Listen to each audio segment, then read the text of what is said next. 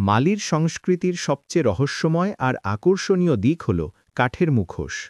এগুলো শুধু শিল্পকর্ম নয়, বরং আধ্যাত্মিক বিশ্বাস, পূর্বপুরুষের স্মৃতি আর প্রকৃতির সাথে মানুষের বন্ধনের প্রতীক।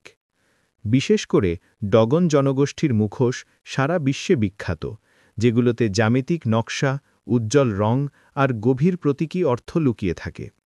উৎসব বা ধর্মীয় অনুষ্ঠানে যখন নৃত্যশিল্পীরা এই মুখোশ পরে ঢোলের ছন্দে নাচ শুরু করেন, তখন পুরো পরিবেশ ভরে ওঠে রহস্যময় আবেশে। মনে হয় যেন মানুষের ভেতরে ঘুমিয়ে থাকা অতীতের আত্মারা জীবন্ত হয়ে ফিরে এসেছে।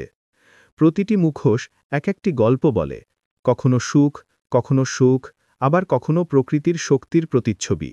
এই কাঠের মুখোশ মালির সংস্কৃতিকে দিয়েছে এক অনন্য বৈশিষ্ট্য, যা বিশ্বজুড়ে শিল্পপ্রেমীদের মুগ্ধ করে এবং ভ্রমণকারীদের টেনে নিয়ে যায় আফ্রিকার হৃদয়ের গভীরে।